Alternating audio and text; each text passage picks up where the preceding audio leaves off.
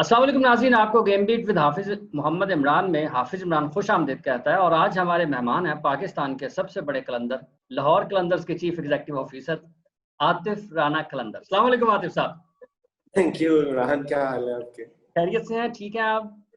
बिल्कुल ठीक ठाक। ये कोरोना फैला हुआ है और उसके फैलाव ने लोगों को सुकेड़ दिया है। आप भी सुकड़ गए हैं, करंटीना हो गए हैं घर में, या फिर वैसे जिस तरह के आप हैं आपको करंटीना करना तो बहुत मुश्किल है? नहीं इमरान, बिल्कुल आप सही कह रहे हैं, बट ऑब्वियसली पेंडेमिक की ऐसी आई है और आपने देखा कि सब लोगों की ख्वाहिश थी कि कलंदर किसी तरह सेमीफाइनल में पहुंच जाए। हाँ। जब कलंदर सेमीफाइनल में पहुंच जाए तो सेमीफाइनल नहीं पहुंच सका वहां पूरी दुनिया बंद होगी।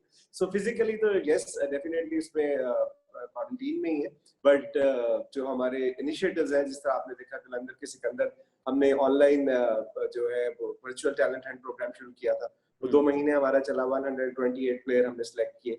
अब उनके लिए एक नया प्लान लेके आ रहे हैं जो आउट ऑफ द बॉक्स है। इंशाल्लाह आने वाले दिनों में आपको उसके बारे में बताएंगे। सो जिस्मानी तौर पे ये लॉकडाउन है, बट ज़हनी तौर पे आजाद है। ज़हनी तौर पर आज़ाद है। अच्छा आतिफ, ये बताइएगा कि अभी चंद दिन पहले हमारे हमसाया मुल्क की तरफ से एक तजवीज़ ये आई कि पाकिस्तान सुपर लीग को आइंदा बरस मुलतवी कर दिया जाए। हजारों ख्वाहिशें ऐसी कि हर ख्वाहिश पे दम निकले। बहुत निकले मेरे अरमा, लेकिन फिर भी कम निकले। तो इमरान, बात ये है कि ये लीग जो है वो ऑब्वियसली पाकिस्तान की लीग है और उसके साथ साथ ये क्रिकेटिंग वर्ल्ड की लीग है। और इस लीग में जो स्पाइस साइड की है पूरे क्रिकेटिंग वर्ल्ड में, जिस तरह का टैलेंट सामने आया, चाहे वो हसन अली हो, शाहीन शाफरी हो, हारिस रऊफ हो, आपके शादाब खान हो, आपके फखर जमान हो, सो एक लंबी लंबी लिस्ट है। इतने कम अरसे में इतना बड़ा टैलेंट पूल क्रिकेटिंग वर्ल्ड में पहले शायद देखने में नहीं आया। अच्छा, मेरे ख्याल में काफी डिफिकल्ट होगा। अच्छा, आपको लगता है कि ये तजवीज़ पाकिस्तानी क्रिकेटर्स के लिए, पाकिस्तान के शायकीन क्रिकेट के लिए और फ्रेंचाइज ओनर्स के लिए कुछ थोड़ी सी बाइस तकलीफ रही, और रिएक्ट करना पड़ेगा आपको भी और दीगर लोगों को भी? मैंने आपको बता दिया ना वो हजारों ख्वाहिशों वाला। सो डेफिनेटली ये ऑब्वियसली ये तो पीसीबी की, पाकिस्तान की लीग है और पीसीबी जो है उसको गवर्न करता है। सो डेफिनेटली ये उनकी रिस्पांसिबिलिटी है। उसमें फ्रेंचाइज जो है या बाकी प्लेयर्स जो है वो तो एज सच उसके अंदर कोई रोल प्ले नहीं कर सकते। ठीक है। अच्छा, आप जो इस तजवीज़ को किस तरह से देखते हैं? यहाँ पर बहुत सारी ऐसी फिर जब इस किस्म का आइडिया आता है किसी एक ऐसे मुल्क की तरफ से जिसके बारे में लोग ये समझते हैं कि वो पाकिस्तान की जो प्रोडक्ट्स हैं उनकी वो दुश्मनी करते हैं या उनको वो पसंद नहीं करते हैं अच्छी निगाह से, तो आपको लगता है कि कुछ जो इसकी मकबूलियत है वो भी कहीं ना कहीं किसी ना किसी को ज़रूर तकलीफ पहुंचाती है, उसको परेशान करती है? देखिए डेफिनेटली जो बाइजर किस्म के लोग होते हैं या जो दिल में वो रखते हैं, खुनक रखते हैं या वो जेलस होते हैं, उनको डेफिनेटली होगा। बट ओवरऑल अगर आप देखें तो स्पोर्टिंग इंडस्ट्री में और स्पोर्ट्स के इवेंट में पीएसएल जो है स्पेशली क्रिकेट के अंदर एक बहुत खूबसूरत इजाफा है। और पाकिस्तान के 22 करोड़ लोग हैं इस मुल्क में जो इस पूरी की पूरी लीग को सपोर्ट करते हैं। सो उनको डिप्राइव करना, पूरी दुनिया को क्रिकेटिंग टैलेंट से डिप्राइव करना, मेरे ख्याल में एक जो है ना वो अनरीजनेबल बात है। अच्छा, अब आगे आते हैं। एक तरफ से ये बात हो रही है, दूसरी तरफ पाकिस्तान में ये बात भी होती रही जब हम ने इस साल एडिशन पाकिस्तान में इसके मैचेस खेले कि पाकिस्तान की जो पीएसएल की फ्रेंचाइज हैं, टॉप परफॉर्मर्स जो हों या टॉप की टीमें हों और आईपीएल की टॉप टीमें, वो आपस में मैचेस खेलें तो दोनों मुल्कों के माबैन जो कशीदगी है, जो सियासी ताल्लुकात ख़राब हैं, वो मामूल पर आ सकते हैं। आप देख रहे हैं कि इस वक्त किस किस्म के हालात हैं बॉर्डर के ऊपर और दीगर पाकिस्तान और इंडिया के जिस तरह से ताल्लुकात हैं। आप अभी भी इस फलसफे पर यकीन रखते हैं कि ये क्रिकेट इन दोनों मुल्कों के माबैन भले लीग T20 लीग की सतह पर हो, दोनों टीमों को आपस में खेलना चाहिए, दोनों ममालिक की टीमों को? देखिए इमरान, खुदा क्या देर है पर अंधेर नहीं। सो डेफिनेटली आने वाले दिनों में, अब पता नहीं इसमें 2 साल लगते हैं, 5 साल लगते हैं, 1 साल लगता है या 10 साल लगते हैं, ये इवेंचुअली तो होना ही है। बिकॉज आप पाकिस्तान एक पुरअमन मुल्क है और पाकिस्तान पूरे खित्ते के जो ममालिक हैं, जो हमारे हमसाए ममालिक हैं, उनके साथ एक पुरअमन ताल्लुकात चाहता है। जिस तरह आपने देखा कि करतारपुर राहदारी भी पाकिस्तानी का इनिशिएटिव था। सो इंशाल्लाह आने वाले दिनों में मुझे बड़ी उम्मीद है कि इस तरह का जो इनिशिएटिव है वो सामने आ सके। अच्छा, पीएसएल की हम बात करते हैं जब आतिफ, तो आपको लगता है कि वाकई एक महसूस आपने भी किया होगा, बहुत ज़्यादा इसके रास्ते में रुकावटें थी जब ये शुरू हुई, तो बहुत कोई आसान काम नहीं था, हम अपने मुल्क में खेले ही नहीं हैं। हमने इसका आगाज़ मुत्तहिदा अरब अमारात से किया। तो आपको लगता है कहीं कि आपको कहीं न कहीं जो ना नज़र आने वाली ताकतें हैं, वो इसकी मुखालफत में थीं? इमरान हमेशा आपको, मुझे तो हमेशा जो ग्लास है वो हाफ फुल नजर आता है। मैं वो तो उस तरफ तो जाता ही नहीं हूँ कि किधर क्या प्रॉब्लम थी और क्या नहीं थी। चैलेंजेस तो सारी दुनिया में होते हैं, आपको हर चीज के अंदर होते हैं और इसके अंदर भी डेफिनेटली थे, लेकिन डिपेंड ये करता है कि आप उन चैलेंजेस को कैसे एड्रेस करते हैं। ठीक है, अगर आप पे कोई आपके खिलाफ काम करता है तो उसका मतलब ये नहीं होता कि अब आप वो काम नहीं कर सकते। इसका मतलब ये होता है कि आप इतनी खूबसूरती से उसको टैकल करके जो आपका एम है और जो आपका मकसद है उसको आप अचीव करते हैं। ठीक है। अच्छा, आने वाले दिनों में जो पाकिस्तान सुपर लीग के बाकी मैचेस रह गए हैं जिसमें कलंदर से फाइनल खेलना है। अब देखिए कैसी दिलचस्प चीज़ है। पहले कलंदर भाग जाते थे और ट्रॉफी कहीं और निकल जाती थी। अब कलंदर पीछे-पीछे है, ट्रॉफी आगे आ गया, वो भी नहीं रुक रही है। ऐसे ही है। देखिए, अब कोशिश तो बीसीबी की पूरी है और पूरे फ्रेंचाइज का भी ये ख्याल है कि ये टूर्नामेंट है, ये पाकिस्तान के लोगों का टूर्नामेंट है और at the end of the day कोई भी टीम जीते, जीत पाकिस्तान की होती है। लेकिन टूर्नामेंट को फिनिश करने का रिजॉल्व जो है वो पूरी जितने फ्रेंचाइज है और जितने स्टेक होल्डर्स हैं उन सबके दरमियान है और वो समझते हैं कि इसके बकिया मैचेस जो है उनको करवाना चाहिए। अब देखना है कि विंडो कौन सी अवेलेबल होती है नवंबर दिसंबर में और उस वक्त सिचुएशन क्या होती है। ठीक है। आप ये कोविड-19 की वजह से, चूँकि सबसे बड़ा मसला यही है, नवंबर-दिसंबर में अगर हम हालात ज़िंदगी पाकिस्तान में मामूल पर आ जाती है, तो आप देख रहे हैं कि इन बाकी-मानदा मैचेस का इनेकाद आपको नज़र आ रहा है? 100% 100% नजर आ रहा है। बिकॉज देखो, आपकी एक अनफिनिश्ड एजेंडा है ना, आपको 2 से 3 दिन की विंडो चाहिए। अगर वो विंडो के अंदर आपको वो मिल जाती है तो डेफिनेटली आप कर सकते हैं इसको। जो गैर मुल्की खिलाड़ी हैं, उनके कोई मसला तो नहीं होगा इतने कम दिनों के लिए या फिर दोबारा से उसको आने में? मेरा ख्याल है वो तो बहुत खुश होंगे कि ऑब्वियसली वो भी उनकी भी एसोसिएशन अपनी रिस्पेक्टिव टीम्स के साथ, रिस्पेक्टिव सिटीज के साथ है। सो उनके लिए तो बड़ा I think it will be a dream come true कि वो आए और सिर्फ शॉर्ट विंडो के लिए 2-3 दिन के लिए आके वो क्रिकेट को भी एंजॉय करें और यहाँ पे पाकिस्तानी एटमॉस्फेयर भी एंजॉय करें। और तो आपको पता है कि पिछले दिनों से क्रिकेट तो हो नहीं रही, सो क्रिकेटर्स भी इसीलिए क्रिकेट खेलता है कि वो क्रिकेट खेल सके। सो डेफिनेटली अगर अपॉर्चुनिटी आएगी तो मेरा ख्याल है कि जरूर उस पे आएंगे। अच्छा, कुछ इश्यूज भी सामने आ रहे थे पीएसएल की इंतज़ामी मामलात के हवाले से। आपको लगता है कि आने वाले दिनों में जो मसाइल हैं, फ्रेंचाइज़ीज़ किसी 1-2 इश्यूज़ के ऊपर सारे मुत्तहिद हैं और बोर्ड के साथ बातचीत चल रही है। तो आपको लगता है कि अच्छे अंदाज़ में ये तमाम मामलात जो हैं, जो हल तलब हैं, वो आने वाले दिनों में वो भी हल हो जाएँगे? ना देखो, सबसे बड़ा चैलेंज ये था कि लीग को पाकिस्तान लेके आना और मेरा ख्याल है कि प्राइम मिनिस्टर के विजन के मुताबिक जिस तरह मानी साहब ने, वसीम खान साहब ने उसके ऊपर एक्ट किया और जिस खूबसूरत और एहसन तरीके से उन्होंने इस लीग का इनकार पाकिस्तान में पॉसिबल बनाया, सो ये क्रेडिट गोज टू देम। और जो बात आप कर रहे हैं चैलेंजेस की, तो देखें जहां भी आप कोई भी कारोबार दुनिया में करते हैं उसमें कुछ चैलेंजेस होते हैं, कुछ अपॉर्चुनिटीज होती हैं। सो जब रिलेशनशिप आपका बिल्डअप होता है तो उसके अंदर डिफरेंस ऑफ ओपिनियन होना एक हेल्दी बात है। फिर हेल्दी डिबेट जो है वो हमेशा फ्रेंचाइज की और पीसीबी की चलती रहती है। वो सिर्फ पर्सनल गेन के लिए नहीं होता, वो इस चीज को मद्देनजर रख के होता है कि इस लीग को हम नेक्स्ट लेवल पे कैसे लेके जाए। सो उसमें हमारी सजेशन भी होती है और पीसीबी की सजेशन भी होती है। सो हम मिलजुल के उसके अंदर काम करते हैं।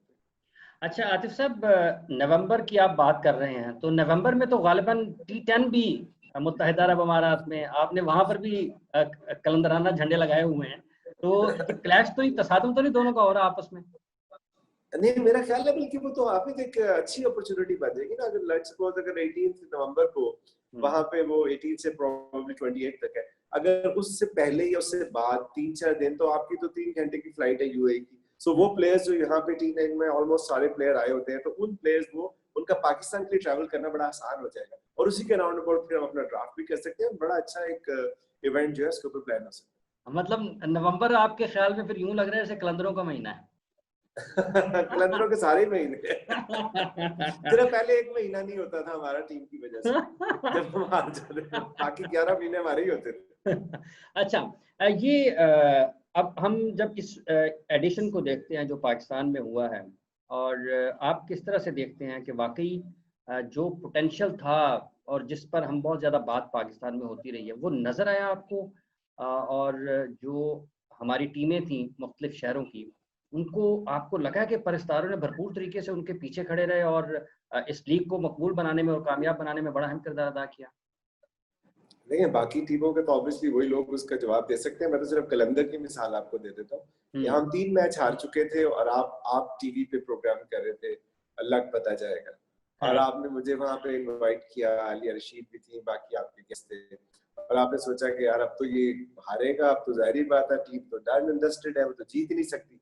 सो वहाँ पे आपको शायद याद होगा कि मैंने आपको कहा था कि हम 200% प्लेऑफ में जाएंगे। और हम वो टीम थी कि जिसपे 3 मैच हारने के बाद लोग तो स्टेडियम में आते हैं ना, हमारे फैन ने लिबर्टी चौक ब्लॉक कर दिया था कि हाँ ये टीम क्यों नहीं जीत रही। तो मेरा ख्याल है कि हमारा ये मुनफरिद एजाज है कि हमारे जो फैंस हैं वो ना सिर्फ जीत की खुशी मनाते हैं बल्कि हार का गम भी मनाते हैं, और हार के वो पूरा लाहौर बंद करने की कोशिश करते हैं कि यार ये क्या हो रहा है। तो फिर उसके बाद आपने देखा कि जब कलंदर्स ने जीतना शुरू किया, स्टेडियम में आप भी मौजूद थे और आप देख रहे थे कि किस तरह लाहौरी जो है वो पूरे अपने कलंदर्स को दिलो जान से सपोर्ट कर रहे थे। और मैं समझता हूँ कि क्राउड ने इस दफा जितना इस लीग को उठाया है, आप मुल्तान का स्टेडियम ले ले, आप पिंडी का स्टेडियम ले ले, आप कराची का स्टेडियम ले ले, तो 100% ओनरशिप इसको मिली है पाकिस्तानी अवाम की तरफ से। आकिब जावेद साहब के साथ क्या ताल्लुक है सर? लोग कहते हैं जरा आज बताएं कि पहली मर्तबा जब आपने कोचिंग स्टाफ लेने का फैसला किया तो आपका पहला इंतखाब और पहली पसंद आकिब जावेद थे? नहीं, मेरे नहीं थे। जब मैंने ये फ्रेंचाइज ली तो ऑब्वियसली उस वक्त हमारे जो प्राइम मिनिस्टर हैं वो उस वक्त प्राइम मिनिस्टर नहीं थे, खान साहब, क्योंकि वो लाहौर से थे और क्रिकेट का बहुत बड़ा नाम है। सो मैं उनसे मिलने गया और उनको मैंने जाके कहा कि जी मैंने ये टीम ली है, तो आप मुझे बताएं मैं कोचिंग में किसको रखूं। सो जो पहला नाम उनकी जुबान से निकला वो आकिब जावेद का। वाकई? तो मैंने उन्हें बताया, जी मैंने उन्हें बताया कि आकिब तो हेड कोच है यूएई के और वो इंटरेस्टेड नहीं है T20 की कोचिंग में, लीग कोचिंग। सो उन्होंने कहा अच्छा दूसरा तो मुदस्सर नजर को रखो। तो मैंने कहा जी मुदस्सर नजर जो है वो भी उस वक्त आईसीसी क्रिकेट अकेडमी के हेड हैं, सो वो भी नहीं आ सकते। तो उन्होंने कहा अच्छा, फिर मैंने कहा तीसरा नाम बता दें। उन्होंने कहा तुमने किसको रखे? तुमने कहा इजाज अहमद इस वक्त हमारे साथ है एज ए कोच। उन्होंने कहा वो भी ठीक है। सो ये रिकमेंडेशन इमरान खान साहब की थी और उनसे बड़ा नाम पाकिस्तान में क्या दुनिया के क्रिकेट में कोई नहीं। अच्छा, तो पहले सीजन में फिर हमारे पैडी अपटन हमारे कोच थे, आकिब भाई तो हमारे साथ नहीं थे। और उस वक्त जब हम वहाँ पे टूर्नामेंट खेलने गए तो पहली दफा मैं जिंदगी में आकिब साहब से मिला। ओपनिंग सेरेमनी के बाद एजाज भाई ने मुझे कहा कि वो मुदस्सर नजर ने खाना किया हुआ तो उधर चलते हैं। तो मैं एजाज भाई उधर चले गए, आकिब भाई और मुदस्सर भाई की तरफ। तो वहाँ पहली दफा मेरी जिंदगी में मुलाकात हुई आकिब जावेद से। सो बाद में फिर जब हमने वो हमारा सीजन बहुत अच्छा नहीं गया, हम बॉटम पे आए पहले सीजन में। सो फिर मैंने आकिब भाई को फोन किया कि यार आकिब भाई आप आ जाए। तो उन्होंने कहा मैंने आके क्या करना है? मैंने कहा आपका नाम आकिब जावेद है, मेरा नहीं। आपने मुझे बताना है कि मैंने क्या करना है। तो मैं आपको कैसे बता सकता हूँ। वहां से खैर 2 जून 2016 से हमारा ये सफर शुरू हुआ। और मैं समझता हूँ कि क्रिकेटर तो बहुत से हैं इमरान, और इतने 5 साल हो गए इस बिजनेस के अंदर और मतलब सैकड़ों की तादाद में क्रिकेटर से मुलाकात हुई है। बट आकिब क्रिकेटर तो बहुत जबरदस्त है, या कोच भी बहुत जबरदस्त है, लेकिन उनसे खूबसूरत इंसान मिलना आपको मुश्किल था।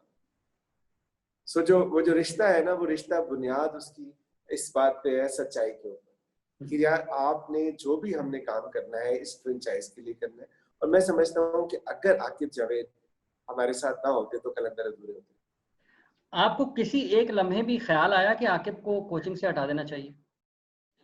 हरगिज़ नहीं। देखिए क्यों ख्याल आएगा इमरान, आप इस बात को इस तरह समझने की कोशिश करो कि आकिब जावेद सारा साल काम करते, प्रोसेस पे बिलीव करते हैं, और प्रोसेस पे जो शख्स बिलीव करता है ना उसको हराना आसान काम नहीं होता। हमारे सिटिंग प्राइम मिनिस्टर जो है 22 साल उन्होंने जद्दोजहद की है, बट वो बिलीव करते थे, वो बन गए ना एक दिन। सो इसी तरह हमने जब हमारी टीम हारती थी उसमें आकिब जावेद का उसके ऊपर ओनरशिप रिस्पॉन्सिबिलिटी नहीं आता था। बिकॉज आप ये देखिए कि ये नेशनल सेटअप नहीं है, ये प्राइवेट सेटअप है, एक कॉर्पोरेट सेटअप है। आप अपने इदारे में काम करते थे वक्त टीवी में, नवाई वक्त में। आप मुझे बताएं कि अगर आप गलत काम करेंगे तो हो सकता है निजामी साहब आपको बर्दाश्त कर ले, आप अगले दिन बाहर होंगे। ये कौन सी आपके रेलवे में नौकरी लगी हुई थी? तो आकिब भाई की भी रेलवे में नौकरी नहीं लगी थी, वो एक प्राइवेट लीग में एक प्राइवेट ऑर्गेनाइजेशन के साथ काम कर रहे थे जहाँ डिलीवरेबल्स थे, और फाइनल डिलीवरेबल जो है वो कब था। लेकिन वो कब आकिब भाई ने उठा के नहीं लाना था। वो जो 11-12 प्लेयर अंदर खेलते थे उन्होंने लेके आना था। सो अगर आप ये देखें कि सीजन 3 में या सीजन 4 में हमारी टीम जब अभी ग्राउंड में नहीं उतरी थी तो ऑन पेपर हमारी टीम को सारे कह रहे थे कि ये विनिंग टीम है, ये टॉप 2 पोजीशन में आएगी और लोगों की एक्सपेक्टेशंस बढ़ रही थी। वो होमवर्क किसका था? वो होमवर्क आकिब जावेद का था। अब वो प्लेयर जाके अगर आप परफॉर्मेंस नहीं दे पाता ड्यू टू एनी रीजन या आपकी इंजरीज हो जाती हैं, सो उसके अंदर आकिब जावेद का क्या कसूर है? सो ज़हन में तो तब ख्याल आता ना जब हमें नजर आता कि आकिब जावेद काम नहीं कर रहे। उन्होंने तो मेरा ख्याल है इस फ्रेंचाइज के लिए जितना काम किया है 24/7। इमरान आप हमारे साथ गए हो, शहर गए हो, गांव गए हो, आपने खुद हमारे प्लेयर डेवलपमेंट हो, हाई परफॉर्मेंस सेंटर हो, बैटल ऑफ कलंदर्स हो या अभी कलंदर के सिकंदर हो, हर इनिशिएटिव आपने खुद देखा है एज ए बतौर सहाफी। सो आप मुझे बताएं कि आकिब के काम में कहाँ आपको गलती नजर आई? चले ये बात तो ठीक है, काम तो बहुत करते हैं। हाँ, यानी कि पूरे पाकिस्तान की राय एक तरफ होगी और आतिफ और आकिब का साथ एक तरफ होगा और कलंदर्स आगे चलते चले जाएंगे। ये ऐसे ही होगा। नहीं इमरान देखो लॉजिक है ना, मैंने आपको बताया कि मैं आकिब को जानता नहीं था। आकिब की रिकमेंडेशन मुझे इमरान खान साहब ने की थी। ठीक है, इमरान खान से बड़ा नाम तो क्रिकेट में पाकिस्तान का कोई नहीं है, बिल्कुल नहीं, पूरी दुनिया में, बल्कि one of the best in the world. कोई शक नहीं। आप मुझे बताएं, और उसके बाद आकिब भाई नहीं आए थे। फिर जब वो आ गए, ठीक है, जब आ गए और मैंने उनके साथ, आपने देखा कि हम दोनों किस तरह इकट्ठे काम करते हैं और फिर जिस तरह इस फ्रेंचाइज के लिए उन्होंने बेलॉस होकर काम किया, ये बहुत बड़ी बात होती है। आप तो अगर आप इंसान किसी की एफर्ट्स को अगर एक्नॉलेज ही ना करें तो उस इंसान को आप क्या कहेंगे? अगर मैं आज ये कहूँ कि मैं नहीं जी हूँ तो असल में हम आकिब की वजह से आ रहे थे, वो नहीं ठीक है, कैसे हो सकता है? उस प्रोसेस का मैं हिस्सा हूँ। 365 डेज हम इकट्ठे होते हैं, हमारा पूरा थिंक टैंक होता है, हमारे इंटरनल चैलेंजेस होते हैं, हमारा प्रोसेस होता है। वो जब मैं किसी के कहने पे तो नहीं कर सकता, ये कोई नेशनल सेटअप तो नहीं है कि आपके सेकंड पे मेरा कॉर्पोरेट चल रही है और मैं कहूँ कि यार आपको चूंकि मैं जवाब दूं, मैं फैन को जरूर जवाब दूं और उसके लिए आप मुझे लॉजिकल सवाल करें, मैं आपको जवाब दे देता हूँ। आप मुझे बताएं कि क्या आकिब जावेद ने हफीज का अंगूठा तोड़ा सीजन 4 में? बिल्कुल ऐसा नहीं है, ऐसा हमारे नहीं। कप्तान है हफीज, पाकिस्तान के ग्रेट बैट्समैन है, पाकिस्तान के अच्छे कैप्टन रहे हैं, जबरदस्त प्लेयर है, उन्होंने तोड़ा था। क्या शाहीन शाह अफरीदी को इंजर्ड उन्होंने करवाया था? मुझे बताया, क्या एबी डिविलियर्स को इंजर्ड उन्होंने करवाया? नहीं, लेकिन इस मरतबा तो इंजर्ड प्लेयर ही खेलते रहे सर, ये क्या बात है? इंजर्ड प्लेयर कौन से खेलते रहे? जो हमारे प्लेयर डेवलपमेंट प्रोग्राम। आप देखिए प्रोसेस, फिर वापस चले जाए, फ्लूक नहीं चाहिए आप, प्रोसेस उन्होंने अपनी जान लगाई। हालांकि हारिस भी इंजर्ड हुए, शाहीन भी इंजर्ड हुए, लेकिन जिस तरह की उन्होंने अपनी एफर्ट दी, दिलबर को आप देखें। सो ये वो कमिटमेंट है प्लेयर्स की, ये पैसों से नहीं खरीदी जा सकती। ये वो एफर्ट्स है जो कि आकिब जावेद करता है उनके लिए सारा साथ। सो उस आकिब की खातिर उन्होंने फिर अपनी इंजरी की हालत में भी उन्होंने कहा हम खेलेंगे और पाकिस्तान का नाम बुलंद करेंगे, कलंदर्स का झंडा बुलंद करेंगे। आपका बहुत बहुत शुक्रिया आतिफ साहब, आपने अपना वक्त दिया और आज के इस सेशन से यकीनन एक बात जो ये राज है, ये राज भी खुला है कि आकिब जावेद साहब उनकी जो रिकमेंडेशन थी या जो उन्होंने, किसने उनका नाम तजवीज़ किया था आपको कलंदर्स की कोचिंग के लिए, वो भी सामने आई। आपका बहुत बहुत शुक्रिया, आपने अपना वक्त दिया। नाज़रीन, प्रोग्राम का वक्त खत्म हुआ चाहता है, इसी दुआ के साथ कि आप अच्छी ज़िंदगी गुजारेंगे, कोविड-19 में आप कोरोना से बचे रहेंगे। हमारे चैनल को सब्सक्राइब करें। हम कोशिश करेंगे कि हर वो चीज़ जो पाकिस्तान के क्रिकेट से, खेलों से जुड़ी है और दीगर मामला से जो आपके इल्म में आनी चाहिए, वो आप तक जरूर लाएंगे। अल्लाह ने के बाद।